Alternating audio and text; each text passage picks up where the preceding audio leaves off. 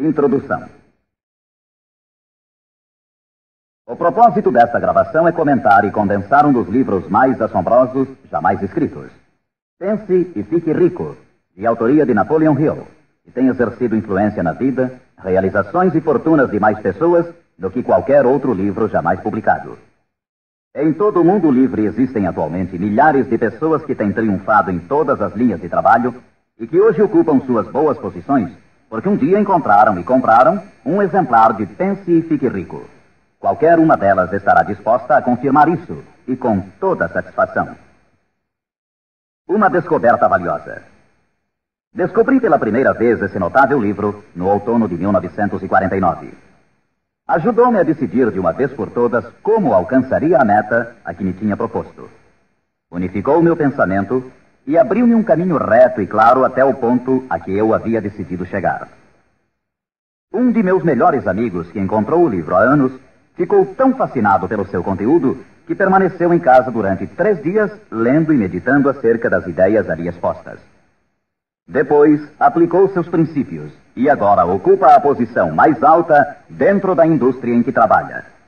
Por outro lado, tenho estado nos escritórios de altos executivos e tenho escutado dirigentes de empresas famosos mundialmente, alguns com idade suficiente para serem meus pais. Todos eram unânimes em afirmar que, após terem lido Pense e Fique Rico, seus negócios passaram a caminhar muito melhor. Qual é o segredo desse livro tão assombroso? Por que, entre milhares de livros sobre autoajuda, ele tem se mantido como a obra-prima mais destacada? Creio que, para compreender o porquê, vocês teriam que conhecer Napoleon Hill, tanto quanto eu.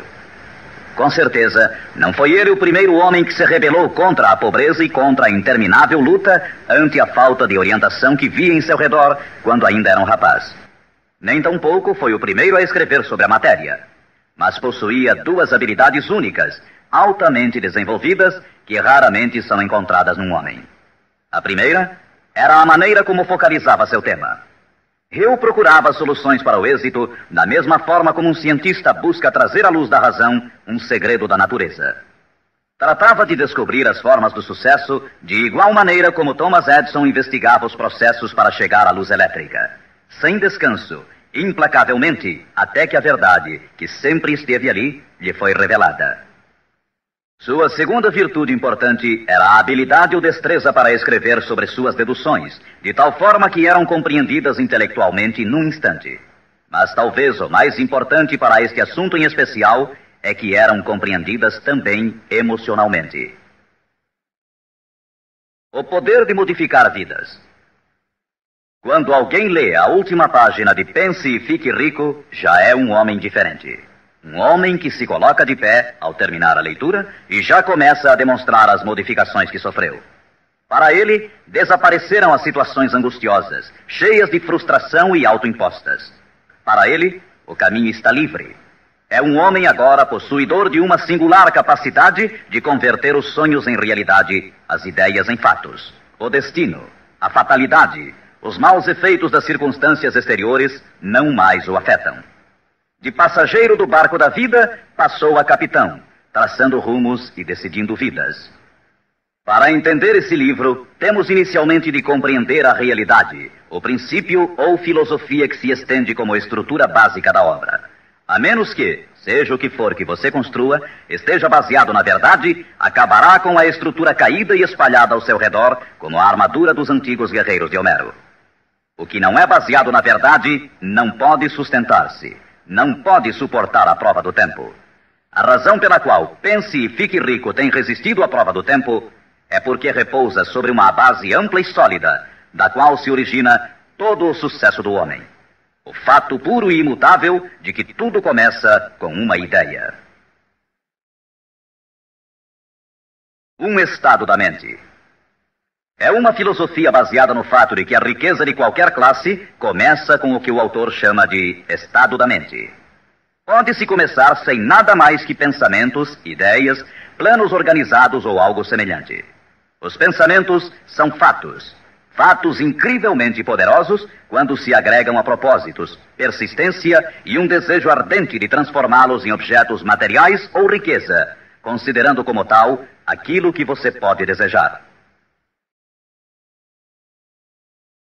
Os sábios têm dito desde há muitos séculos, e há pouco Charles Asserami escreveu: a verdade é que a mente humana é um organismo tão real como qualquer músculo do corpo, mas muito maior em força e potencial, e assim como a fibra muscular pode reforçar-se para conseguir conquistas incríveis. Assim, pois, esta é a verdade na qual se baseia Pense e Fique Rico. Se você sabe o que quer, e se o quer com força suficiente para alcançar o tipo de persistência que não se pode conter, com toda certeza você conseguirá o seu ideal. Controlando sua mente, você controlará seu destino aqui na Terra. 2 passos para o sucesso. Tendo em vista os princípios acima, falaremos adiante sobre os famosos 13 passos rumo à riqueza, tal como Napoleon Hill menciona em sua obra, lembrando sempre que riqueza é qualquer coisa que você possa desejar. Entretanto, antes peço permissão para fazer 2 indicações importantes. A primeira é que é necessário ter-se em mãos um caderno de anotações, todas as vezes em que se ouvir esta gravação, a fim de anotar os pontos mais importantes. A segunda é que esta gravação foi idealizada para seu uso pessoal, acompanhando sua própria e estimulante jornada. Usar esta gravação para um grupo resultará apenas em auxílio temporário. Assegure-se de ter seu próprio exemplar, a fim de ouvir estas orientações, vez por outra, nos momentos especiais em que se sentir fora de rota. E agora, os 13 famosos princípios de Napoleon Hill. Primeiro princípio: desejo. Ponto de partida para todo sucesso. Primeiro passo para a riqueza. É aqui, precisamente aqui, que frequentemente tropeçamos num obstáculo. Algumas pessoas dirão: sei o que quero, mas como consegui-lo? Mais tarde, entraremos na questão da dúvida, mas de uma vez por todas esclareçamos se é possível ou não alcançar-se o que se deseja com toda a alma. Creio que Emerson expressou-se muito bem quando escreveu: nada existe pelo capricho da natureza. O fato de existir um desejo indica que os meios para realizá-lo existem na mesma criatura que o sente. Em outras palavras, não poderíamos ter um desejo sem que sua satisfação não fosse possível. Cada um de nós tem uma espécie de guia em seu interior, e nossos desejos se modificam segundo nossa capacidade e inclinação. Não importa o que você deseja, se o quer com toda a sua alma. Você o conseguirá, pois é inevitável. O desejo é uma obrigação. Em Pense e Fique Rico, Hill cita um exemplo após outro de que seu desejo ardente nada mais é do que uma espécie de retrato fiel do que você chegará a ser um dia. Portanto, determine agora mesmo e com firmeza o que você mais deseja, porque senão, como disse Helvécio, destruindo o desejo, destrói-se a mente. Todo homem sem paixões não tem em seu interior nem princípio de ação, nem motivo para agir. Uma boa forma de saber se em realidade você tem ou não um desejo ardente é examinar a maneira como procura alcançá-lo. Se você vai atrás daquilo que crê desejar como se estivesse ensaiando, com timidez, com intenção de ir só se for seguro, não tem absolutamente um desejo ardente. Nunca chegará à segunda base se ainda mantém um pé na primeira. Entretanto, se está disposto a queimar etapas atrás de si, dizendo de uma vez para sempre: isto é o que desejo e eu farei de qualquer maneira, então você tem realmente o desejo que o conduzirá ao pleno sucesso. Com esse tipo de resolução, você será capaz de levantar-se após os tropeços que lhe sucederem. As únicas pessoas que não cometem erros são as que nunca tentam nada. Os tímidos são como afluentes de um lago. Nunca se aventuram ao mar amplo e profundo. Esses mesmos princípios atuarão sobre qualquer coisa que você deseje. Um lar harmonioso, uma carreira com mais êxito ou mesmo mais dinheiro para cuidar melhor de sua família e prevenir-se para os anos futuros. Para obter sua parte na prosperidade que o espera mais adiante, Napoleon Hill oferece a você a seguir 6 passos práticos e precisos. 6 passos vitais. Primeiro, fixe em sua mente a quantidade exata de dinheiro que deseja. Não é suficiente dizer: desejo muito dinheiro. Seja preciso com relação à quantidade. Existe uma razão psicológica quanto a essa precisão e que será abordada posteriormente. Segundo, determine com exatidão o que se propõe a dar em troca do dinheiro que deseja. Não é possível obter-se algo a troco de nada. Terceiro, estabeleça a data concreta em que terá todo o dinheiro que deseja. Quarto, idealize um plano definido para levar a cabo o seu desejo e dê início imediatamente. Quinto, coloque todas essas ideias no papel. A quantidade de dinheiro que deseja, o que dará em troca, a data exata e descreva claramente o plano idealizado. Sexto, leia sua manifestação escrita em voz alta pelo menos 2 vezes ao dia. Uma vez, imediatamente antes de deitar-se à noite, e outra ao levantar-se pela manhã. Enquanto lê, sinta-se, veja-se e creia-se como se já tivesse o dinheiro, ou seja, qual for o seu objetivo. É importante que você siga estas instruções ao pé da letra. Ouça diversas vezes esta parte da gravação até que a conheça muito bem, pois o desejo é o mais importante dos 13 princípios.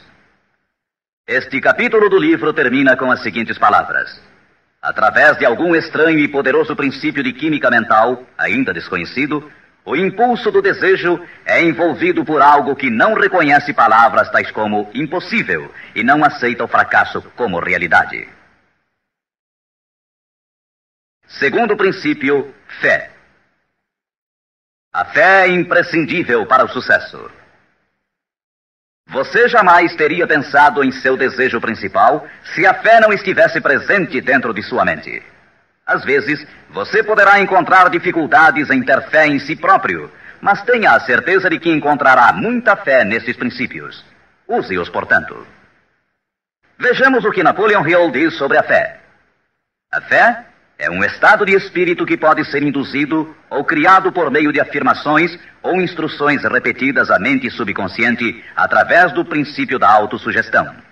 Isto significa nem mais nem menos que uma sugestão pode ser implantada por você mesmo, conscientemente, assim como uma autobiografia é uma história escrita por uma pessoa sobre si mesma.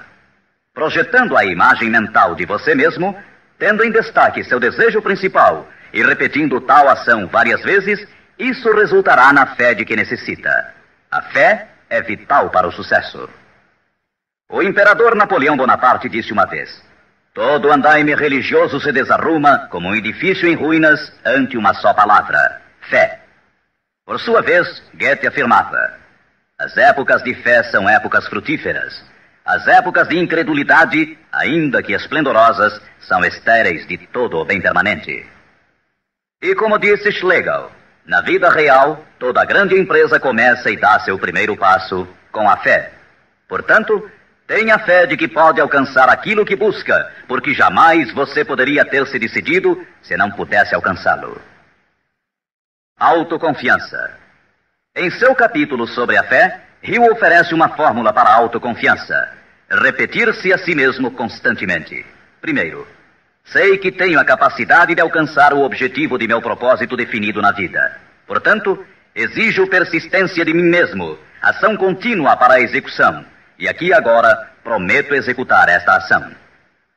Segundo, percebo que os pensamentos dominantes em minha mente reproduzir-se-ão com o tempo em ação externa, física, e que de maneira gradual transformar-se-ão em realidade física. Portanto, concentrarei meus pensamentos durante 30 minutos diários na tarefa de criar a imagem do que pretendo ser, criando assim em minha mente um retrato mental claro de minha pessoa e em decorrência de meu objetivo. Terceiro, sei que através do princípio da autossugestão, qualquer desejo que alimente com persistência em minha mente buscará com o tempo a maneira, através de meios práticos, para alcançar o objetivo que há por detrás dele. Portanto, dedicarei 10 minutos de cada dia para exigir de mim mesmo o desenvolvimento da autoconfiança. Quarto, detalharei por escrito os objetivos principais e concretos de minha vida, e nunca deixarei de tentar alcançá-los até que tenha desenvolvido a autoconfiança suficiente para isso. Quinto, sei que nenhuma riqueza ou posição pode durar muito, a menos que seja erguida sobre a verdade e a justiça. Por conseguinte, não participarei de qualquer atividade que não beneficie a todos os que dela participem. Terei sucesso em conseguir a cooperação de outras pessoas bem como em atrair o pessoal desejado. Induzirei outros a servir-me através da minha boa disposição em servir aos demais. Eliminarei o ódio, a inveja, os ciúmes e o egoísmo, oferecendo amor a toda a humanidade, pois sei que uma atitude negativa nunca me trará o sucesso. Farei com que os demais creiam em mim, pois creio neles e em mim mesmo. Terceiro princípio: autossugestão. Mediante a sugestão repetida, a mente subconsciente pode trabalhar para nós. Já fizemos referências a isso. A autossugestão é a faculdade de ser capaz de concentrar na mente o nosso ardente desejo, até que o nosso subconsciente o aceite como uma realidade e comece a imaginar os meios para realizá-lo. É daqui que provém os impulsos, as súbitas centelhas de inspiração e orientação.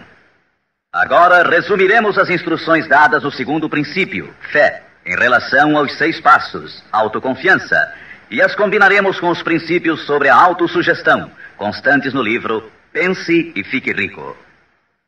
Primeiro, vá a um lugar tranquilo, talvez na cama à noite, feche os olhos e repita em voz alta, para que possa escutar suas próprias palavras, a manifestação escrita da quantidade de dinheiro que se propõe a acumular, ou uma reafirmação cuidadosa do que possa ser sua meta, bem como o tempo limite para alcançá-la, além da descrição do serviço ou mercadoria que se dispõe a dar em troca do que vai receber. À medida que põe em prática estas instruções, imagine-se já possuidor de sua meta. Suponhamos, por exemplo, que você se propõe a economizar em cruzeiros o equivalente a $50 mil até o dia 1º de janeiro, daqui a 5 anos.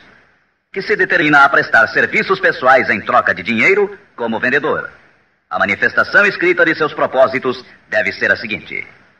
Escreva: para o dia 1º de janeiro de 1900 e aconteça o que acontecer, terei em meu poder a quantia de cruzeiros que economizarei em quantidades diversas durante aquele período.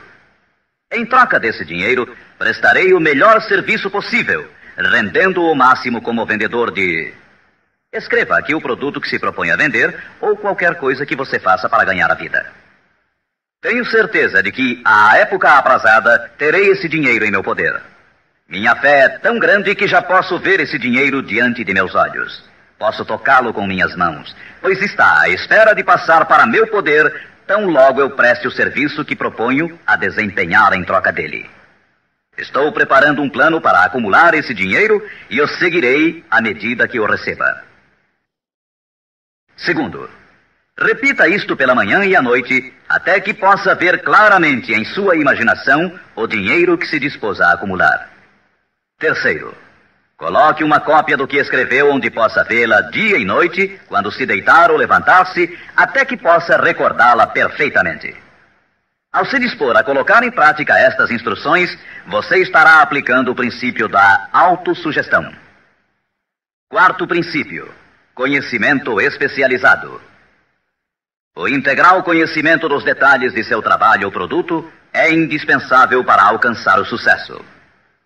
Neste princípio, Hill destaca um ponto muito importante. O conhecimento constitui uma força somente quando está organizado num plano concreto de ação e dirigido a um fim definido. Ele nos diz: antes que você possa estar seguro de sua capacidade de transformar o desejo em seu equivalente monetário, necessitará de conhecimento especializado do serviço, mercadoria ou profissão que se dispõe a oferecer em troca. Talvez você precise de muito mais conhecimento especializado do que tem, ou do que pode adquirir normalmente. Se for essa a situação, poderá resolver o problema mediante a utilização de um sistema que chamaremos de grupo mental. Mais tarde explicaremos do que se trata, mas por enquanto, reconheça que tem de aprender tudo o que possa sobre sua especialidade. Assim, dedique parte do tempo a cada dia para assimilar mais e mais sobre o que você faz para seu sustento.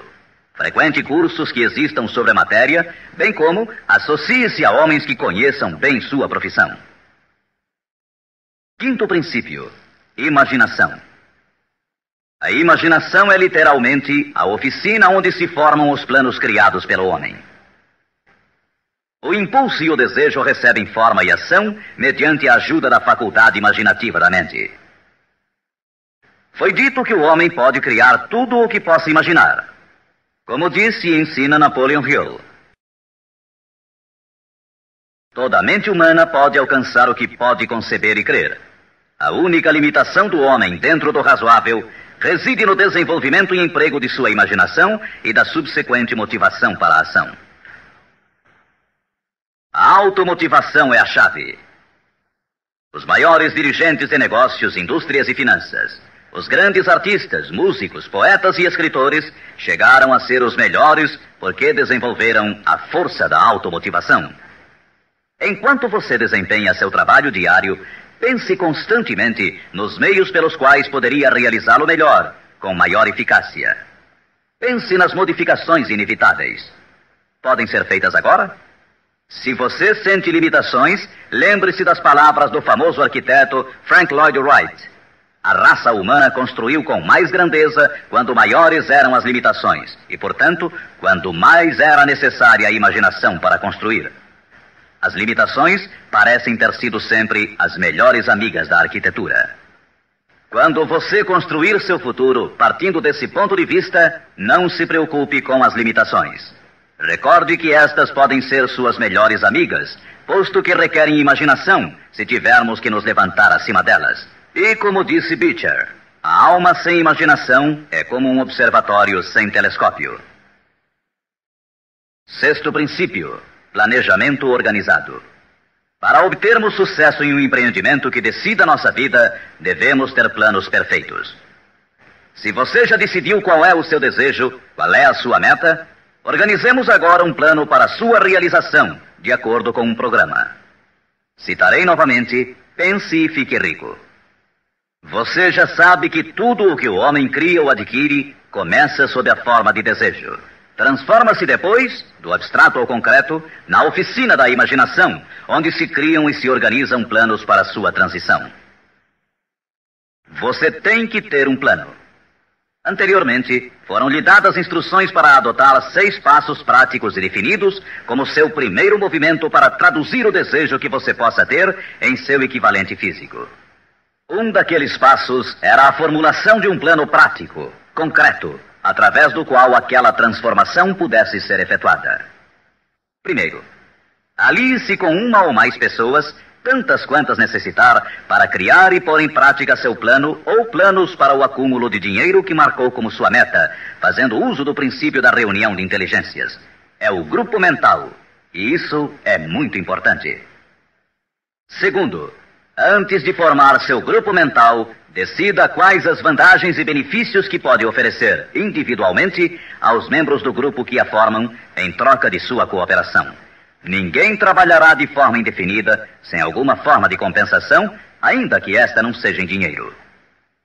Terceiro, reúna-se com os membros de seu grupo 2 vezes por semana, pelo menos, e com maior frequência, se possível, até que tenham aperfeiçoado o plano ou planos para a consecução de sua meta. Quarto, mantenha uma harmonia perfeita entre você e cada membro de seu grupo mental. Tenha em vista 2 fatos. Primeiro, você está comprometido em um empreendimento de importância básica. Para obter sucesso, tem que ter planos perfeitos. Segundo, deve ter a vantagem da experiência, instrução, capacidade e imaginação naturais de outras mentes. Este é o método seguido por todas as pessoas que têm se sobressaído da média. Dedique-se a isto até que tenha um plano formal bem organizado para alcançar seu objetivo. Desta forma, você nunca estará confuso ou pensando no que deve fazer em seguida. Cada manhã saberá com exatidão o que vai fazer e por que o fará. Adquira estas qualidades de dirigente. É neste capítulo de Pense e Fique Rico que Hill nos fala das características que deve ter o homem que dirige. Primeiro, determinação. Segundo, autocontrole. Terceiro, acurado senso de justiça. Quarto, exatidão nas decisões. Quinto, precisão nos planos. Sexto, hábito de fazer mais do que recebe como pagamento. Sétimo, personalidade agradável. Oitavo, simpatia e compreensão. Nono, domínio do detalhe. Décimo, boa disposição para assumir toda a responsabilidade. 11º, sentido de cooperação. O capítulo sobre planejamento organizado é um dos mais importantes do livro. Basta dizer que um homem sem plano é como um barco sem rumo. Não tem para onde ir e sofrerá um desastre quase inevitavelmente. Sétimo princípio: decisão. A demora, o oposto da decisão, é um inimigo que todo homem tem que vencer.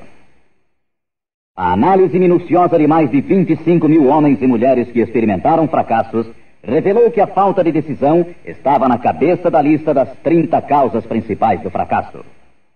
A análise de várias centenas de pessoas que haviam acumulado fortunas superiores a $1 milhão demonstrou o fato de que cada um deles tinha o hábito de tomar decisões com rapidez e lentamente modificá-las à medida que houvesse necessidade de uma alteração.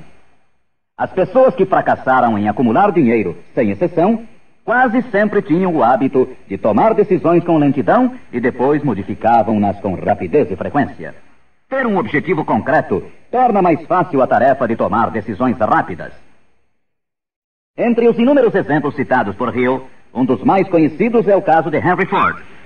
Uma das qualidades mais destacadas daquele industrial era seu hábito de tomar decisões concretas com rapidez e depois modificá-las com calma. Esse modo de ser era tão pronunciado em Ford que lhe deu reputação de obstinado. Foi essa aptidão que o impulsionou a continuar fabricando seu famoso modelo T, o automóvel mais feio do mundo, mas naquele tempo o mais prático, apesar de todos os seus assessores e alguns dos compradores insistirem para que ele o modificasse. Talvez Ford tenha demorado muito em fazer as alterações, mas o resto da história é que sua firmeza de decisão produziu-lhe uma enorme fortuna, sem que fosse necessário modificar o modelo, e seguramente a companhia hoje não está pior por isso. Quando você tiver uma ideia, apegue-se a ela. As pessoas que fracassam, em sua maioria, geralmente se influenciam com facilidade pela opinião dos demais, deixando-se inclinar sem dificuldades. Permitem que os jornais e falatórios dos vizinhos pensem por elas, mesmo sabendo que as opiniões são as mercadorias mais baratas da terra. Siga seu próprio conselho ao colocar em prática os princípios aqui descritos, tomando suas próprias decisões e seguindo-as. Não faça confidências a ninguém, exceto aos membros do seu grupo mental, e tenha muito cuidado na seleção desse grupo, escolhendo somente aqueles que simpatizem e harmonizem totalmente com seus propósitos. Os amigos íntimos e familiares, ainda que isto não signifique que o façam constantemente, atrapalham com suas opiniões e, às vezes, por causa do ridículo.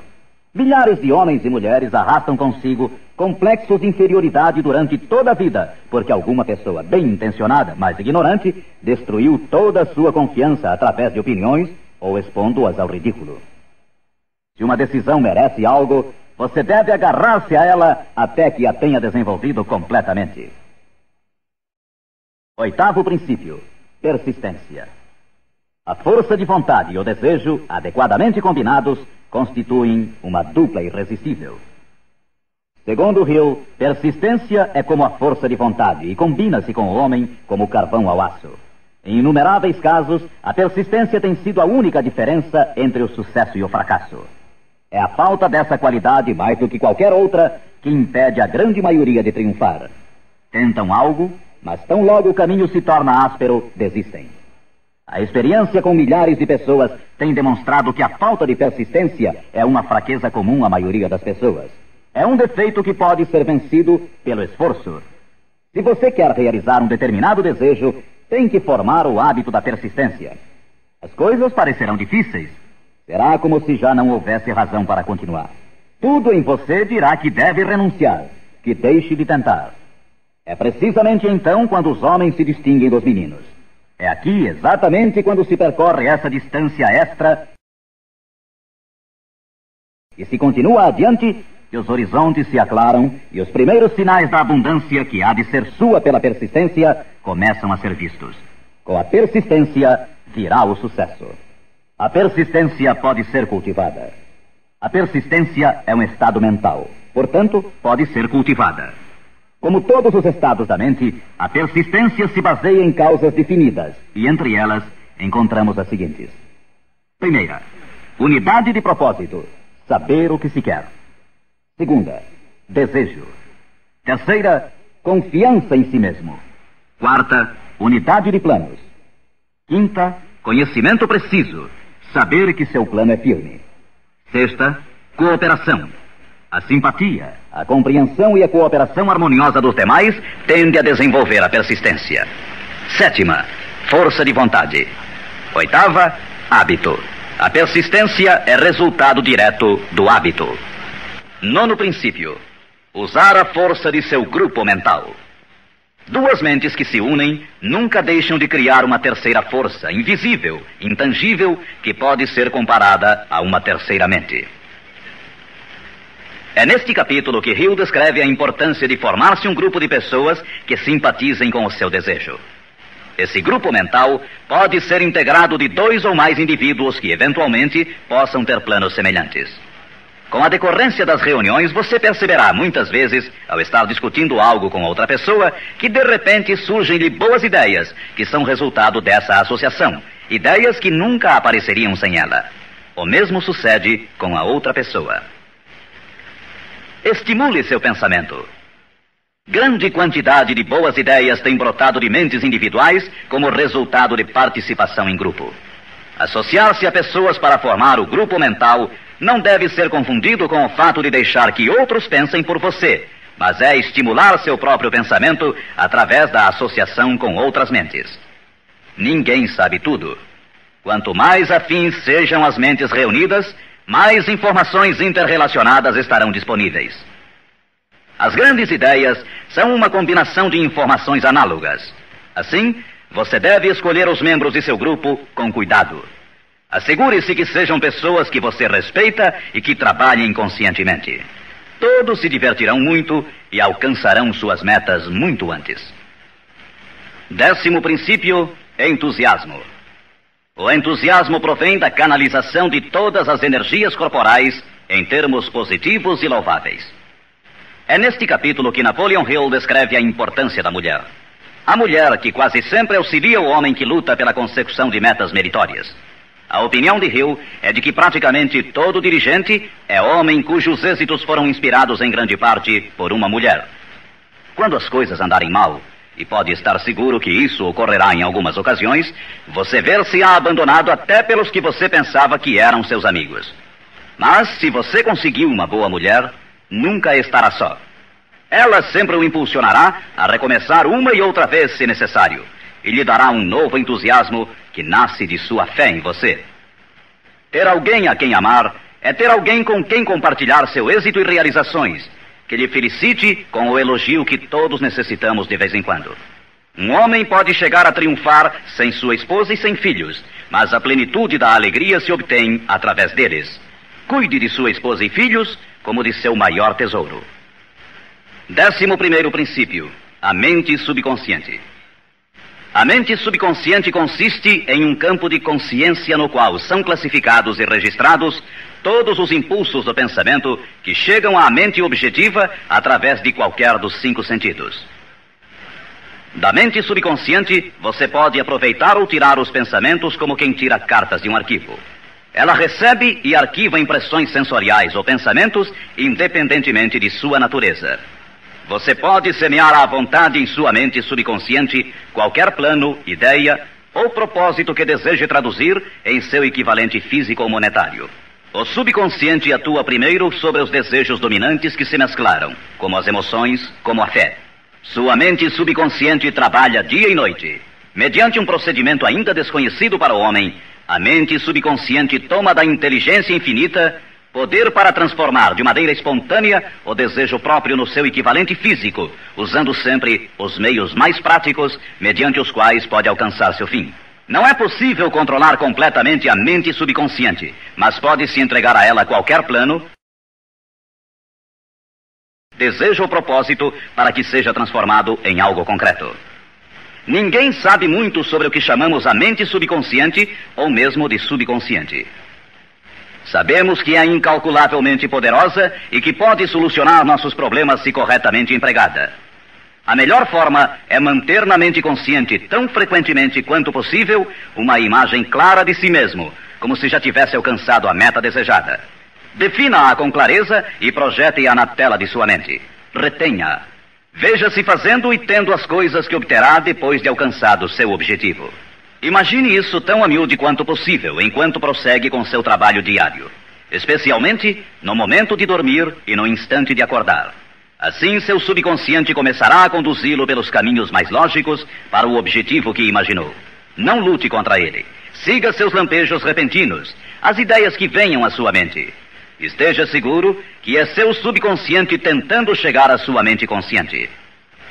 Se você prosseguir assim, ficará surpreso e encantado com as ideias maravilhosas que parecerão brotar do nada. As vidas dos grandes homens e mulheres que parecem milagrosas para as pessoas normais não são mais do que a expressa satisfação de seus ardentes desejos através de sua mente subconsciente. No princípio seguinte, falaremos mais sobre o sexto sentido, que parece controlar a vida dessas pessoas, mas somente dos que souberam condicionar sua mente subconsciente. O tempo não significa nada para o subconsciente. Um homem poderia trabalhar com firmeza em seu labor durante 40 anos e não conseguir alcançar o que é possível em 3 ou 4 anos, mediante a aplicação adequada desses princípios. Sua mente subconsciente não pode permanecer ociosa. Se você não implantar desejos dentro dela, quaisquer ideias que surgirem como resultado de seu descuido servirão de alimento para ela. Lembre-se que você vive no meio de todo o gênero de impulsos e pensamentos que chegam a seu subconsciente sem seu conhecimento. Alguns desses impulsos são negativos e outros positivos. Você deve evitar os impulsos negativos e ajudar a influenciar de maneira espontânea sua mente subconsciente mediante impulsos positivos de desejo. Quando conseguir isso, terá a chave que abrirá a porta para o subconsciente. Bulwer escreveu: o homem que triunfa sobre seus semelhantes é aquele que muito breve na vida discerne com clareza seu objetivo e caminha para ele com todas as suas forças. Inclusive, o próprio gênio não é mais do que a observação minuciosa reforçada pela consistência do propósito. Todo homem que observa atentamente e atua com firmeza converte-se inconscientemente em gênio. Há que se notar que foi dito inconscientemente. Saiba o que quer. Decida de uma vez por todas o que haverá de ser seu. Mantenha-se firme em seu rumo, impulsionado pela fé, e seu subconsciente fará o resto. 12º princípio: o cérebro. O cérebro possui a força mais maravilhosa, milagrosa, de maior potência que o mundo já conheceu. Se você tivesse acesso a toda a riqueza do mundo e pegasse apenas uma moeda, estaria fazendo mais ou menos o que muito provavelmente tem feito ao usar seu cérebro. Nada é mais lastimável no mundo do que a incompreensão da maioria das pessoas com relação ao potencial de seu cérebro e das mentes consciente e inconsciente, às quais está acoplado. Sua própria central elétrica. O número de linhas que ligam entre si as células cerebrais é igual ao algarismo 1, seguido por 15 milhões de zeros. Calcula-se que existem de 10 a 14 bilhões de células no córtex cerebral humano normal. É inconcebível, pois, que esta intrincada maquinaria deva existir com o único propósito de manter as funções físicas inerentes ao desenvolvimento e manutenção do corpo físico. O cérebro é o mecanismo que nos deu o avião supersônico, os satélites artificiais, os foguetes que adentram no espaço exterior, as artes, as ciências, etc. Tudo o que hoje sabemos, usamos e usaremos no futuro, tem saído desta pequena massa cinzenta que todos nós temos. Pode você duvidar, ainda que por um momento, de que pode trazer a você e aos seus o que quer que deseje aqui na Terra? É evidente que não conseguirá se admitir que sua força é como a de uma pessoa que deixa de agir, como aqueles que nem sequer pensaram nisso alguma vez. Deixe para o cérebro o trabalho que você decidiu realizar e veja como ele o executa. 13º princípio: o sexto sentido. O sexto sentido é o equipamento receptor através do qual chegam à mente ideias, planos e pensamentos que às vezes recebem o nome de lampejos repentinos ou inspirações.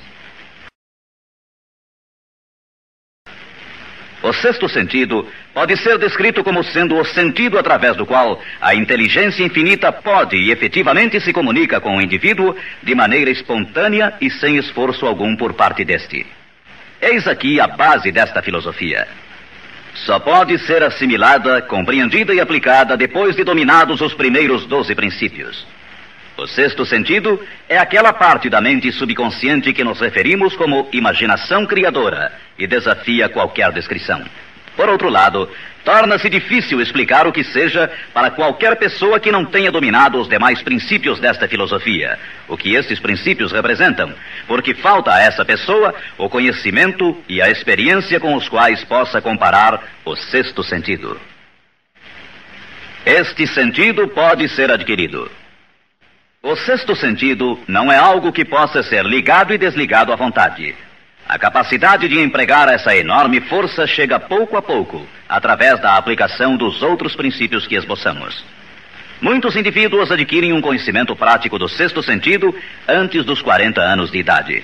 Entretanto, com maior frequência é adquirido depois de bem passados os 50, porque as forças espirituais com as quais está intimamente ligado o sexto sentido geralmente não amadurecem e chegam a ser utilizadas, senão através de vários anos de meditação, de autoanálise e de pensamentos corretos.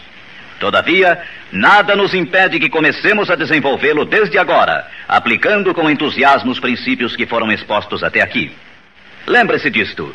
O homem nada pode criar que não tenha gerado antes sob a forma de um impulso de pensamento, que vai se traduzindo em equivalente físico, ainda que seja pensamento espontâneo ou involuntário. Finalmente, recorde-se sempre deste conselho.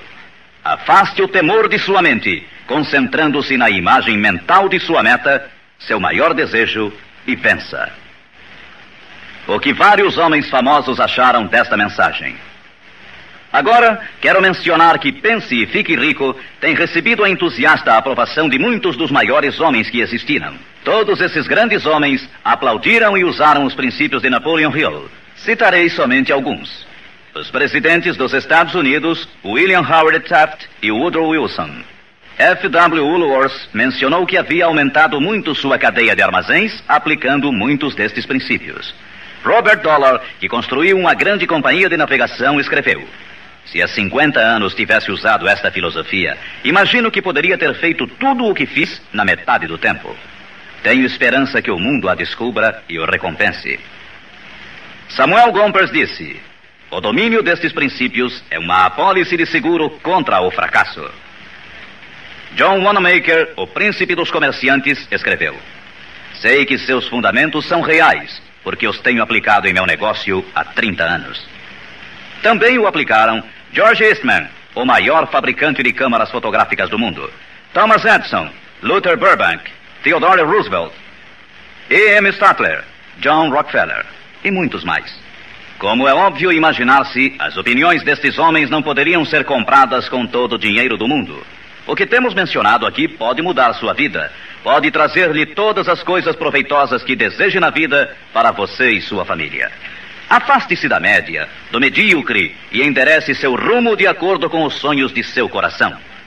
Estes 13 princípios não o decepcionarão nunca enquanto você os empregar. Sua grande oportunidade pode estar precisamente onde você se encontra agora. Siga estas instruções fielmente e o resultado aparecerá diante de você. A última recomendação de Napoleon Hill: não procure a oportunidade longe, mas sim a reconheça e aproveite-a onde você se encontra.